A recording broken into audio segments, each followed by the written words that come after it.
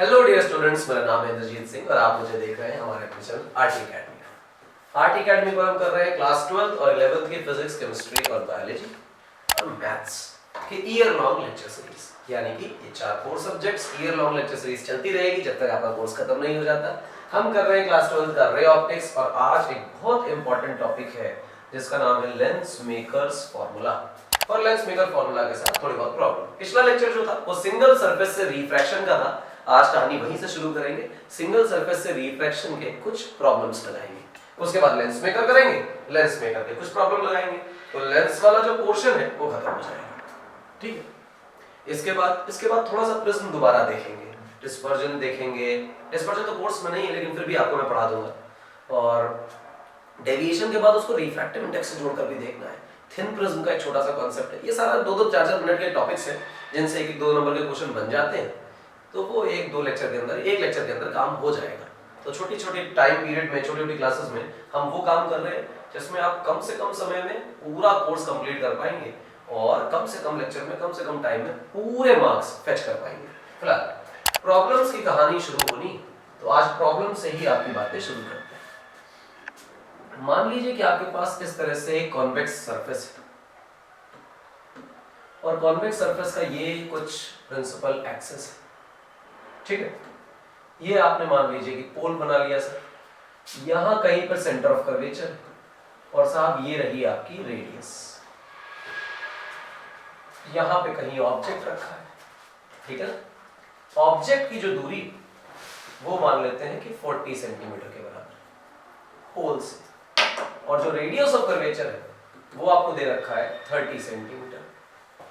और मैं आपको बोल रहा हूं कि यहां पर रिफ्रैक्टिव इंडेक्स 1 है जहां ऑब्जेक्ट रखा है, तो यहां पर रिफ्रैक्टिव इंडेक्स 2 है जहां पर रे अब रिफ्रैक्ट होके जाने वाली है। तो आप देखिए, जहां बच्चा ऑब्जेक्ट रखा है, पूछा जा रहा है कि इमेज कहां बनेगी। बेसिकली इमेज के बारे में बातें बताइए, कैसे बताओगे देखो। तो हम कहेंगे कि n1 कितना है, तुम 1 कहोगे, और हम कहेंगे n2 कितना है तो तुम 2 कहोगे। रेयरर डेंसर के हिसाब से नहीं बोलना है, ध्यान रखना। बोलना किस हिसाब से, जहां से रे आ रही है वो रेयरर और जहां जा रही है वो डेंसर। दिमाग में रखे इस बात। अच्छा साहब, तुरंत डेटा से चोरी करिए, u कितना है तो तुम कहोगे 40 सेंटीमीटर। तुरंत रेडियस ऑफ कर्वेचर के बारे में बोलो तो तुम कहोगे 30 सेंटीमीटर। फिर हम कहेंगे ये बताओ बच्चा, इससे रेस कहां गई, राइट में गई, तभी तो ये आगे रिफ्रैक्ट होगी। इसका मतलब पोल से जो राइट की डायरेक्शन है वो पॉजिटिव है और पोल से जो लेफ्ट की डायरेक्शन है वो नेगेटिव है। बिल्कुल सिंपल फैक्ट है और ये इसी तरह आपको आने चाहिए। आप पाएंगे कि रेडियस ऑफ कर्वेचर ये तो राइट में पाई जा रही है तो पॉजिटिव है, पर ऑब्जेक्ट की डिस्टेंस तो पोल से लेफ्ट में और लेफ्ट की डायरेक्शन तुमने नेगेटिव ले रखी है, नेगेटिव हो गई।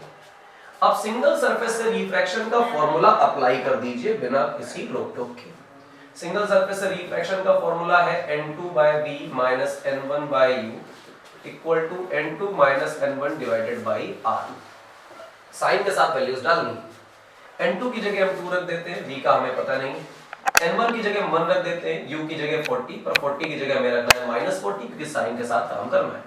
n2 की जगह 2, n1 की जगह 1, रेडियस ऑफ कर्वेचर की जगह 30 और रेडियस ऑफ कर्वेचर हमारा पॉजिटिव था तो प्लस के साथ। ये बच्चा माइनस माइनस बन गया प्लस, तो ये हो गया 2/v प्लस 1/40 इक्वल टू 2 - 1 तो ये बना 1/30। जंप मार के इधर ले आओ तो 2/v इक्वल टू 1/30 माइनस 1/40 ये रहा। अब बच्चा एलसीएम ले लो तो 2/v इक्वल टू नीचे आया बेटा 120 और इधर आएगा आपका 4, इधर आएगा 3, 30 4s are 120 बेसिकली, तो 4 और 3 आ गया। ये आया 1/120, ये आया 2/v। अब क्रॉस मल्टीप्लाई कराइए तो v की जो वैल्यू होगी वो बन जाएगी बच्चा आपकी 240 सेंटीमीटर। और दिमाग में ये भी आ रहा है कि साइन पॉजिटिव निकल कर आया है, तो साइन पॉजिटिव का मतलब इमेज जो है वो राइट में बननी चाहिए, तो इमेज राइट में बन रही। राइट में बनने का क्या मतलब है वो भी बताता हूँ आपको। जो रे है वो कुछ ऐसे कट करके जा रही है, यहाँ प्रिंसिपल एक्सिस को कट करेगी, और क्योंकि प्रिंसिपल एक्सिस को एक्चुअली मीट कर रही है इसलिए यहाँ इमेज है और ये रियल इमेज है। और रियल इमेज हमेशा जो होती है वो इन्वर्टेड होती है, तो इन्वर्टेड इमेज बन गई। ये पहला सवाल आपके लिए। अगला देखिए, एकदम सिंपल सी चीज। इसी सवाल को रेयरर टू डेंसर कॉन्सेप्ट बदलकर डेंसर टू रेयरर का कॉन्सेप्ट कर लीजिए। 4-5 वैरायटी है, सवाल 50-60 बन जाएंगे, लेकिन वैरायटीज जो है वो नई नहीं आएंगी। तो जितनी वैरायटीज हो सकती हैं वही हम यहाँ करने वाले हैं। ये रहा आपके लिए पोल, यहाँ कहीं है centre of curvature, surface convex, ये रहा आपका N1 और ये रहा आपका N2। कहीं ना कहीं ऑब्जेक्ट रखोगे, जहां ऑब्जेक्ट रख दोगे वहीं पर N1 हो जाएगा, और रिफ्रैक्शन वाला जो मीडियम है वो N2 हो जाएगा। N1 की जगह हम रख लेते हैं बेटा 1.5, 3/2 बेसिकली ग्लास का रिफ्रैक्टिव इंडेक्स, और N2 की जगह 1 रख लेते हैं, मतलब एयर की बात हो रही है, refractive index 1। Radius of curvature हम मान लेते हैं कि 40 सेंटीमीटर है, और ऑब्जेक्ट की जो डिस्टेंस है उसे हम 60 कंसीडर कर लेते हैं। और इसी तरह से आपको पेपर में क्वेश्चन मिलेगा, डायग्राम मिलेगा, डायग्राम के साथ वैल्यूज भी मिलेंगी। ठीक है, डेटा तुरंत कलेक्ट करिए। जहां ऑब्जेक्ट रखा है वो N1 है तो 1.5, जहां रे रिफ्रैक्ट होके जाएगी वो N2 है, वो 1 है, मतलब डेंसर टू रेयरर केस हो रहा है। ऑब्जेक्ट की डिस्टेंस 60 सेंटीमीटर है, रेडियस ऑफ कर्वेचर अगर आप देखेंगे तो 40 सेंटीमीटर है। अब प्लस माइनस के बारे में विचार करना है, तो प्लस माइनस का विचार कैसे होगा? ऑब्जेक्ट से रे निकालिए और आगे लेकर जाइए, तो आपको पता चलेगा कि पोल से राइट में रे जा रही है, तो राइट की डायरेक्शन पॉजिटिव और लेफ्ट वाली नेगेटिव। एक कन्वेंशन है, मिरर, लेंस और सिंगल सरफेस और प्लेन सरफेस सभी रिफ्रैक्शन में काम करती है। जहां जाएंगी रियल रेज वो डायरेक्शन पॉजिटिव, पीछे वाली नेगेटिव। तो रेडियस ऑफ कर्वेचर बेटा पॉजिटिव, ऑब्जेक्ट की डिस्टेंस बेटा नेगेटिव, ये रहेगा सेम। इसको बदलते हैं, फॉर्मूले में कन्वर्ट करते हैं। हम लिखेंगे N2/V minus N1/U equal to N2 minus N1 divided by R। ये रहा हमारा फॉर्मूला। अब इसमें वैल्यूज पुट करो। N2 का मतलब 1/V माइनस N1 का मतलब 1.5, इसको आगे चल के हम 3/2 लिखेंगे, तो फ्रैक्शंस में ही रखेंगे, डेसिमल में चीजों को नहीं लाएंगे, ध्यान रखना। N2 का मतलब 1, N1 का मतलब 1.5 divided by radius of curvature कितना है बेटा ऐसे लिख लेते हैं। अब वैल्यू डालते हैं, देखो इनकी 1/V minus 1.5 divided by U की वैल्यू है -60 इक्वल टू 1 माइनस 1.5, R की वैल्यू है +40, तो ये ऐसे रहा, ये माइनस माइनस प्लस बन जाएगा, V माइनस प्लस 3/2 इंटू 1/60 ऐसा सोचना चाहिए हमें। ये रहा -1/2 इंटू 1/40 ऐसा सोचना चाहिए हमें। 1 में से 1.5 जाएगा, 0.5 बचेगा बेसिकली। 1/V प्लस 1/40 माइनस 1/80, इसको इधर ले आओ। 1/V equal to -1/80 minus 1/40। अब कुछ खास नहीं है, इसके बाद तो सिर्फ कैलकुलेशन का पार्ट है, इसे कैलकुलेट कर लीजिए, खेल खत्म, सवाल हो गया। इसी तरह के सवाल बोर्ड्स में आते हैं, इससे ऊपर के लेवल के नहीं आते।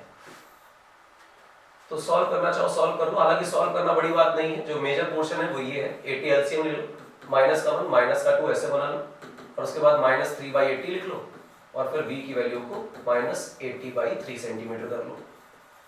मेन जो आंसर रिपोर्ट करोगे पेपर में क्वेश्चन का, उस आंसर रिपोर्ट में 80/3 इतना मैटर नहीं करता जितना माइनस मैटर करता है। माइनस का मतलब है इमेज जो है वो पोल के लेफ्ट में बन रही है, और पोल के लेफ्ट में बनने का मतलब ये है कि ये रे जो है ये away from the normal band हुई होगी, और फिर तुमने इसे बैक प्रोड्यूस किया होगा, और कहीं पीछे वर्चुअल टाइप की इमेज बन गई होगी। तो नेगेटिव साइन बता रहा है कि इमेज वर्चुअल है, और वर्चुअल के साथ इरेक्ट है, अपराइट है। ये नेचर बताना, इस पर ही टीचर का ध्यान रहता है कि आप नेचर सही पिक कर पाए हैं या नहीं कर पाए, बस, इसके अलावा कुछ खास नहीं। 2 वैरायटीज कंप्लीट हुई। कॉन्वेक्स के लिए हम लोगों ने कर लिया rarer to denser, denser to rarer. इसके अलावा कॉनकेव सरफेस देख लीजिए, कॉनकेव सरफेस बनाई गई। कॉनकेव सरफेस में आपने प्रिंसिपल एक्सिस बनाई, ये रहा पोल, यहां कहीं है सेंटर ऑफ कर्वेचर, पीछे कहीं रखा हुआ है ऑब्जेक्ट, ठीक है ना। सेंटर ऑफ कर्वेचर को 40 सेंटीमीटर रख लीजिए, और 60 सेंटीमीटर पे कहीं आप ऑब्जेक्ट रख लीजिए। ये n इक्वल टू 1 है, और ये n इक्वल टू 2 है। इस तरह से आप क्वेश्चन बना लीजिए। फिर पूछे फाइनल इमेज कहां बनेगी, कैसी बनेगी, नेचर क्या होगा, लोकेशन क्या होगी।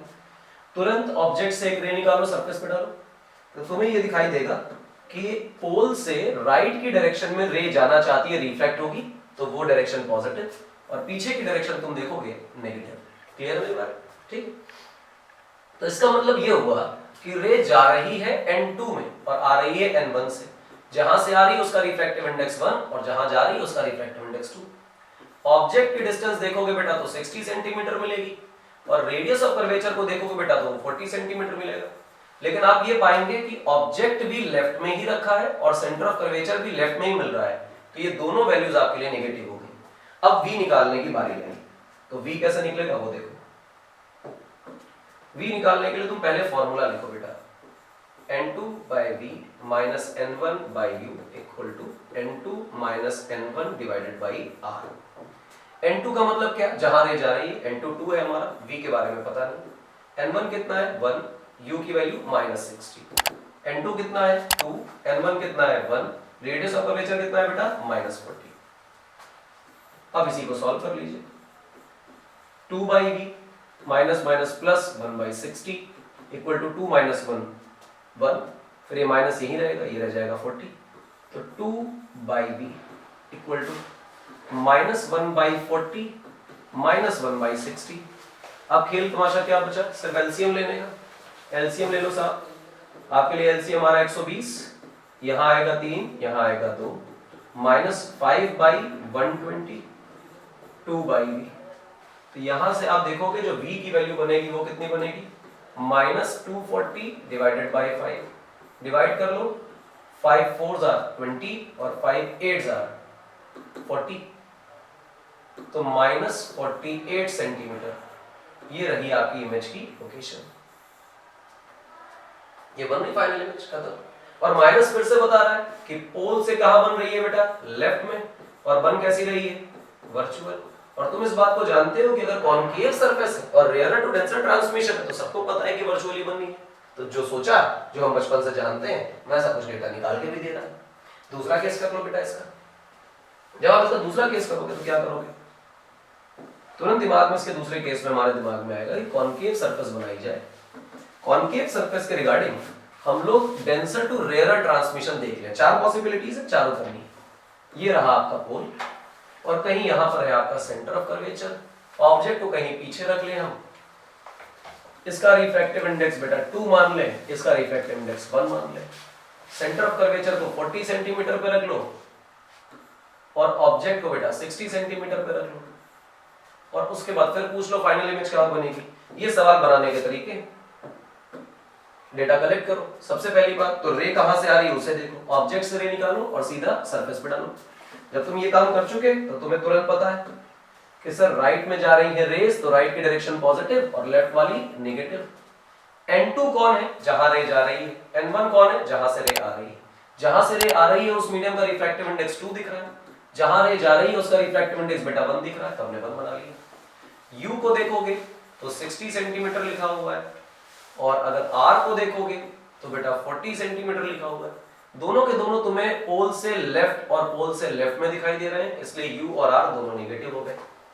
अब आपको क्या करना है, वही एक फॉर्मूला लगा देना। कौन सा, n2 by v minus n1 by u equal to n2 minus n1 divided by r। ये अब ये फॉर्मूला जब आप लगाओगे तो कैसे सॉल्व होगा, इससे वैल्यू पुट करेंगे, बस कुछ खास नहीं। n2 की वैल्यू देखोगे 1 लिखी हुई है, v की वैल्यू हमें फाइंड करनी है। n1 की वैल्यू देखो 2 लिखी हुई है, u की वैल्यू बेटा -60।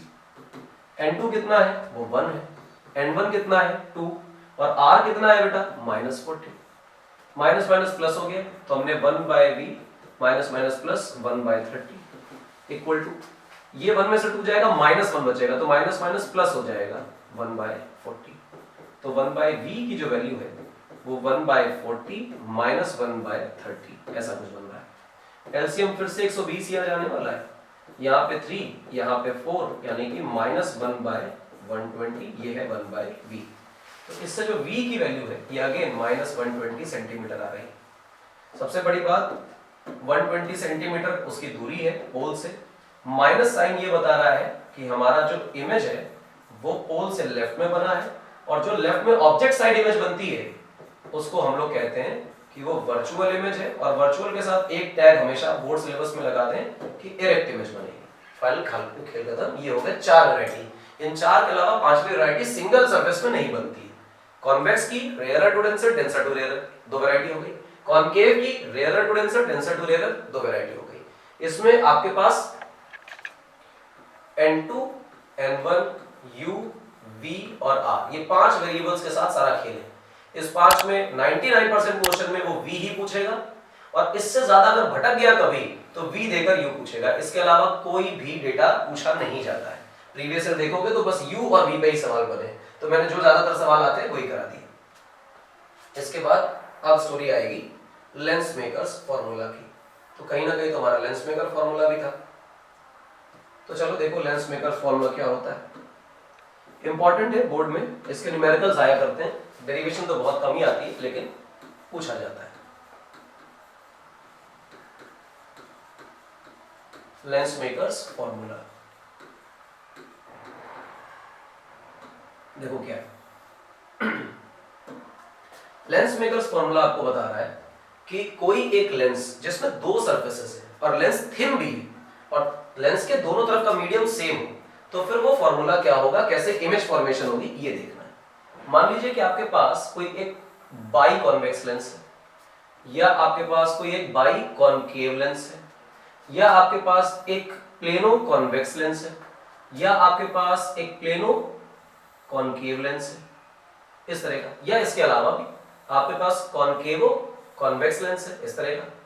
इस तरह के किसी भी लेंस में क्या पुराना formula 1/v minus 1/u equal to 1/f जो लेंस फॉर्मूला बचपन में पढ़ते थे वो काम करता है कि नहीं? तो जवाब है हमेशा काम नहीं करता। इसके लिए एक जनरल फॉर्मूला है जिसे हम लेंस मेकर्स फॉर्मूला कहते हैं। इसकी डेरिवेशन बच्चों हमेशा हम लोग किया करते हैं बाई कॉन्वेक्स लेंस से। तो बाई कॉन्वेक्स का एग्जांपल लेके इसकी डेरिवेशन करके दिखाते हैं। कंडीशन भी कुछ है दिमाग में रखनी है, लेकिन काम हो जाता है जनरली। देखो ये तुम्हारे लिए एक लेंस है और स्पेशली ये बोला गया कि ये लेंस जो है वो पतला है। लेंस के पतले होने से मतलब ये होता है कि लेंस के किसी भी एंड से हम डिस्टेंसेस को नापेंगे तो हमारी डिस्टेंसेस हमेशा बराबर आएंगी। मतलब अगर ये मिड पॉइंट है जिसको ऑप्टिकल सेंटर बोले, ये पहली सरफेस का पोल, ये दूसरी सरफेस का पोल, हम कहीं से भी डिस्टेंस को नापेंगे कोई फर्क नहीं पड़ेगा। ये जो थिकनेस है हमारे लेंस की, ये अप्रोचेस टू जीरो, इस तरह का कुछ खेल है कि हम इग्नोर करेंगे इसे। और यहां का रिफ्रैक्टिव इंडेक्स n1, इधर का भी रिफ्रैक्टिव इंडेक्स n1 और इसका रिफ्रैक्टिव इंडेक्स n2, ऐसे मान लो। यानी लेंस का कुछ रिफ्रैक्टिव इंडेक्स है, सराउंडिंग का कुछ रिफ्रैक्टिव इंडेक्स है, और स्पेशल कॉन्सेप्ट ये है कि दोनों सराउंडिंग्स का रिफ्रैक्टिव इंडेक्स सेम होना चाहिए। अगर दोनों सराउंडिंग का रिफ्रैक्टिव इंडेक्स सेम नहीं है तो हम ये लेंस मेकर फॉर्मूला नहीं लगा पाएंगे।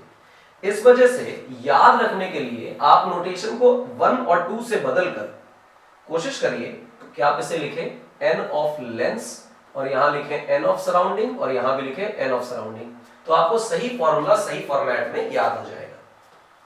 ठीक है, पहली सरफेस ये है और दूसरी सरफेस ये है, तो पहली सरफेस का कहीं ना कहीं सेंटर मिलेगा जिसको C1 बोलेंगे, फिर दूसरी सरफेस का भी कहीं ना कहीं सेंटर मिलेगा जिसे हम C2 बोलेंगे। हम कहीं ना कहीं तो ऑब्जेक्ट भी रख लेंगे, सर ऑब्जेक्ट रख लीजिए। तुरंत एक काम करो, रे को निकालो और यहां फॉल कराओ पहली सरफेस पे। जब तुम बेटा पहली सरफेस पे रे को फॉल कराओगे तो तुम्हें पता चलेगा कि नॉर्मल भी तो ड्रॉ करना है, तो C1 से आपने एक नॉर्मल ड्रॉ कर दिया ऐसे। ठीक, अब रे को मुड़ना है। हम ये मानकर चलते हैं कि जो लेंस का रिफ्रैक्टिव इंडेक्स है वो सराउंडिंग से ज्यादा है। फिलहाल डेरिवेशन के टाइम पे मान लेते हैं, इसमें कोई बुराई भी नहीं। और जनरली हमारे केसेस में ही एयर में जिंदगी चल रही है, प्लास्टिक का या वाटर का या ग्लास का हम लोग लेंस यूज करते हैं तो वो लेंस का रिफ्रैक्टिव इंडेक्स ज्यादा ही होता है। तो ये मुड़ेगा बेटा टुवर्ड्स द नॉर्मल, ये रे मुड़ी टुवर्ड्स द नॉर्मल इस तरह से। और टुवर्ड्स द नॉर्मल मुड़ने के बाद अगर ये सेकेंड सरफेस सामने ना आती तो जो रे है वो काफी ऊपर चली जाती, ये इस तरह से जाती और जहां जाती वहां इमेज फॉर्म करती। तो ये वो आई प्राइम इमेज है जो बन नहीं रही है, बिल्कुल भी नहीं बन रही है। लेकिन अगर सेकंड सरफेस ना होती, वो सिंगल सरफेस होती, तो पहली वाली सरफेस ने जो इमेज बनानी थी वो यहां पर बनानी थी। ये प्रैक्टिकली आपको नजर नहीं आएगी, सिर्फ मैथमेटिकली है कि इमेज यहां बनती। वर्चुअल ऑब्जेक्ट का केस हम करने वाले हैं। अब ध्यान दो कि तुम कहोगे कि सेकंड सरफेस पे रिफ्रैक्शन होने जा रहा है तो सेकंड सरफेस से नॉर्मल ड्रॉ करनी है, तो आपने सेकंड सरफेस से नॉर्मल ड्रॉ कर लिया। तो नॉर्मल को देखो हम लोगों ने पिंक पेन से कर लिया, ठीक है। अब जो रे आएगी वो टुवर्ड्स नॉर्मल रहेगी कि अवे फ्रॉम द नॉर्मल रहेगी? तो तुम कहोगे कि यार डेंसर से रेयर में जा रही है, रे देखो ये वाली डेंसर से रेयर, तो ये अवे फ्रॉम द नॉर्मल मुड़ेगी और इधर मुड़ जाएगी, और जहां से भी पास होगी प्रिंसिपल एक्सिस को जहां कट करेगी फाइनल इमेज वहां बनेगी। तो ये हो गया। इस तरह का रे डायग्राम आपको बनाना आना चाहिए, साफ सुथरा, एक बार में सही नॉर्मल बननी चाहिए। आप इंसिडेंट रे डालें, C1 से नॉर्मल डालें, टुवर्ड्स नॉर्मल मोड़े, उससे फॉर्मल प्रोड्यूस करें डॉटेड लाइंस के साथ, और कहीं मिल जाएगी प्रिंसिपल एक्सिस पर, वहां पे वर्चुअल इमेज बनेगी, एक तरह की हाइपोथेटिकल इमेज की सेकंड सरफेस ना होती तो कहां इमेज बनती। उसके बाद क्योंकि सेकंड सरफेस से रिफ्रैक्शन हो रहा है तो सेंटर 2 से आप एक नॉर्मल ड्रॉ करिए। अब ये रे टुवर्ड्स द नॉर्मल ना मुड़ के अवे फ्रॉम द नॉर्मल मुड़ेगी, तो और नीचे मुड़कर जहां प्रिंसिपल एक्सिस को कट करे वहां पर रियल इमेज बनेगी। आप क्या करें, आपको जो पता है वो दोनों सरफेस का एक साथ फॉर्मूला नहीं पता, आपको सिंगल सरफेस का फॉर्मूला पता है। तो आप इस तरह सोचें कि object is object for the first surface, और फर्स्ट सरफेस इमेज कहां बनाती? आई प्राइम की जगह पर, और आई प्राइम जो है, जो पहले सरफेस की इमेज है, वो सेकंड सरफेस के लिए ऑब्जेक्ट का काम करेगी, और फिर ये जो फाइनल इमेज है वो सेकंड सरफेस की इमेज। ध्यान रखिएगा, ये इंपॉर्टेंट है। तो जो इंपॉर्टेंट कॉन्सेप्ट है वो वर्चुअल ऑब्जेक्ट का है। ये हम लोगों ने प्लेन मिरर के टाइम पर भी डिटेल में सीखा हुआ है, तो ऐसी कोई चमत्कारी बात नहीं। लिख लेते हैं, फर्स्ट सरफेस की इमेज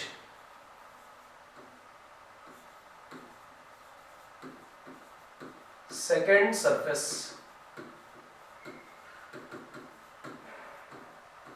के लिए ऑब्जेक्ट।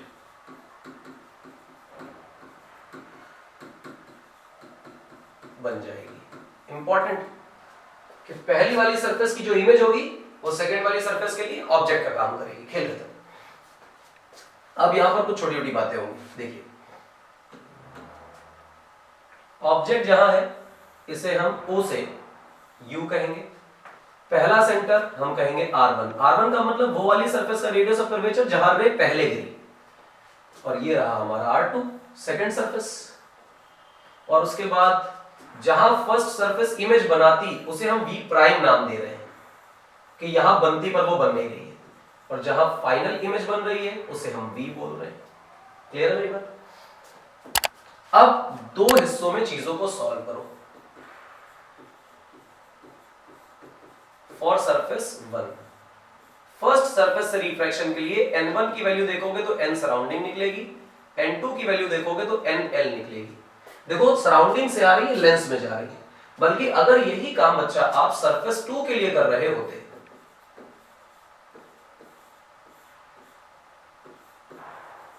तो आपके लिए N1 और N2 की वैल्यूज बदल जाती है। कैसे बदल जाती? देखो, सेकेंड सरफेस के लिए रे लेंस से आ रही है और जा रही है सराउंडिंग में, तो N1 की जगह हो जाता लेंस का रिफ्रैक्टिव इंडेक्स, N2 की जगह हो जाता सराउंडिंग का रिफ्रैक्टिव इंडेक्स। ये बदल जाती है। अच्छा, ऑब्जेक्ट की डिस्टेंस अगर मैं पूछूं तुमसे तो तुम तुरंत कह दोगे कि U है, और अगर मैं इमेज की डिस्टेंस पूछूं तुमसे तो तुम कह दोगे कि V प्राइम है, क्योंकि फर्स्ट सरफेस की इमेज तो V प्राइम पे बन रही है। तो यहीं से आप सिंगल सरफेस से रिफ्रैक्शन का फॉर्मूला बना लीजिए, N2/V minus N1/U equal to N2 minus N1 whole divided by R। और अगर मैं इधर रेडियस ऑफ कर्वेचर पूछूं तो क्योंकि पहली सरफेस है तो उसका रेडियस ऑफ कर्वेचर तो R1 रहा होगा, N2 की जगह आप NL लिखिए, इमेज फाइनल बच्चा V प्राइम पे बन रही है, N1 की जगह आप N सराउंडिंग लिखिए, ऑब्जेक्ट की डिस्टेंस तो बच्चा U ही है, N2 की जगह N lens minus N surrounding divided bye R1। ये बन गई आपकी इक्वेशन नंबर 1। बिल्कुल सिंपल डेरिवेशन है, जैसे बता रहा हूं वैसे करेंगे तो आप कहीं नहीं फंसेंगे। अच्छा गौर से देखो, radius of curvature second surface के लिए बेटा R2 के बराबर, ठीक। अगर मैं ऑब्जेक्ट की डिस्टेंस पूछूं तो तुम उसे V प्राइम बोलोगे, तुम कहोगे V प्राइम कैसे बोल रहे हैं? तुम कहेंगे यार यही तो वो इमेज है जो सेकंड सरफेस के लिए ऑब्जेक्ट की तरह बिहेव कर रही है, और फाइनल इमेज देखोगे तो वो तुम्हें V पे ही मिलेगी। ऑब्जेक्ट जो ऑप्टिकल सेंटर है वहां से तो V दूरी पर ही फाइनल इमेज है। तुरंत फॉर्मूला अप्लाई करो, N2/V minus N1/U equal to n2 minus n1 whole divided by r। n2 की जगह इस बार कौन है? सराउंडिंग। और v की जगह कौन है बेटा? v। n1 की जगह कौन है बेटा इस बार? लेंस। और u की जगह कौन है? तो तुम कहोगे u की जगह तो v प्राइम है। n2 की जगह कौन? सराउंडिंग। n1 की जगह कौन? लेंस। और रेडियस की जगह कौन? r2। यार एक काम करो, थोड़ा सा मैनिपुलेट कर लो। मैनिपुलेट करने का मतलब माइनस कॉमन ले लो, तो लेंस पहले और सराउंडिंग बाद में आ जाएगा और यहाँ लिखा जाएगा r2 इस तरह से। और ये बन गई बेटा आपकी सेकंड इक्वेशन। बस इन दो इक्वेशंस को साइमल्टेनियस डील करना है और बन गई हमारी लेंस मेकर फॉर्मूला। ये रहा। अब मैं थोड़ा ऊपर लिख देता हूँ जगह कम है हमारे पास, ठीक है। तो ऊपर देखो, हम यहाँ लिखते हैं बेटा फ्रॉम 1 and 2। इक्वेशन 1 और इक्वेशन 2 से गौर से देखना, दोनों को ऐड कर लियो, है ना। 1 + 2 कर लो। 1 + 2 करोगे तो तुम देखोगे lens divided by v prime और lens divided by v prime plus minus से कट जाएंगे। और ये देखो क्या बनेगा, ये बनेगा n of surrounding divided by v और वहां से ऐड करने पर आएगा minus n of surrounding divided by u equal to, वहां पे n lens minus n surrounding, यहां भी n lens minus n surrounding. तो भैया ये तो कॉमन आ गया, n lens minus n surrounding. उधर देखो क्या है 1/r1 और यहाँ क्या है -1/r2। तो ये बना बेटा -1/r2। n सराउंडिंग को कॉमन लेके नीचे भेज दो, तो ये बन रहा है 1/v minus 1/u equal to nl/ns minus ns/ns। ये ब्रैकेट में आ गया, यहाँ फॉर्मूला बना 1/r1 माइनस 1/r2। ये फॉर्मूला है फाइनल। इस फॉर्मूले को सुंदर करके कैसे लिखते हैं वो भी देख लो। थोड़ा सा मोटा कर लेते हैं पेन को, कलर भी चेंज कर लेते हैं, फाइनल फॉर्मूला क्योंकि हमारा। तो हम लिख रहे हैं बेटा 1/v minus 1/u equal to n lens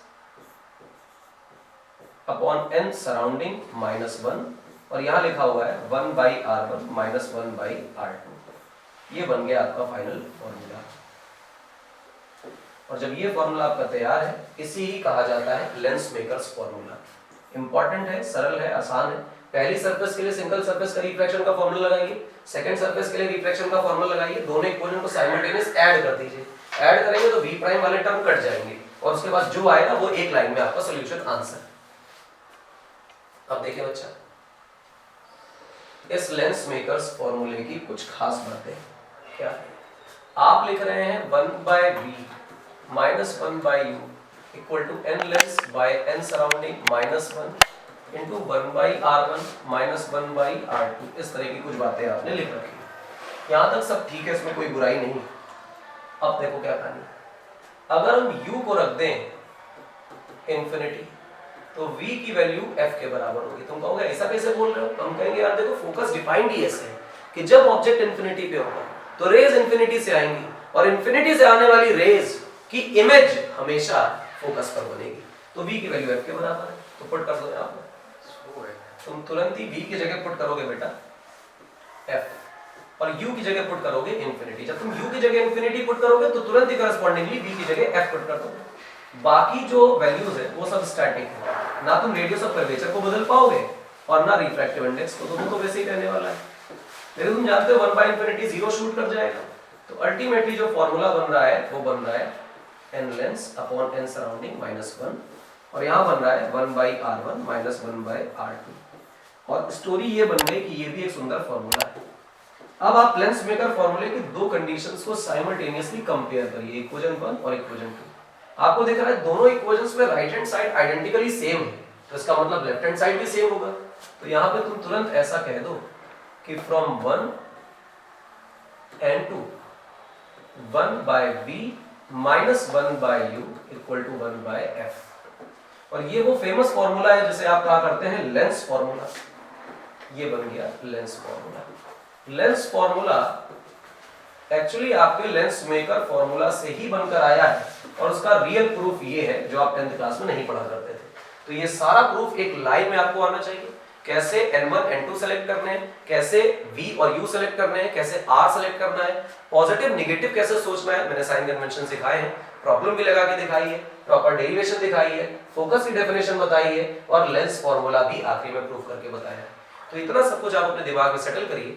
lens maker formula उसकी प्रॉब्लम्स को लेकर हम अगले लेक्चर में दोबारा आएंगे और उसके बाद एक लेक्चर हम लोग प्रिज्म पे लेंगे और रे ऑप्टिक्स हमारी खत्म करेंगे। फिलहाल आज के लेक्चर को बेटा यहीं खत्म करते हैं, ओवर करते हैं, मिलेंगे अगले लेक्चर में। और बहुत ही स्मूथली कोर्स हो रहा है, इसे आप फॉलो करेंगे, कोर्स में एक भी चीज नहीं बचेगी पेपर में जो हमने यहाँ पढ़ाई, जो आएगा यहीं से आएगा। फिलहाल हमें देखने के लिए बहुत बहुत शुक्रिया, पूरे साल फॉलो करते रहिए, नहीं किया है सब्सक्राइब तो कर लीजिए, कर चुके हैं तो शेयर करिए। मिलेंगे अगले लेक्चर में। नाम है इंद्रजीत सिंह, आरटी अकेडमी पर। Till then thank you.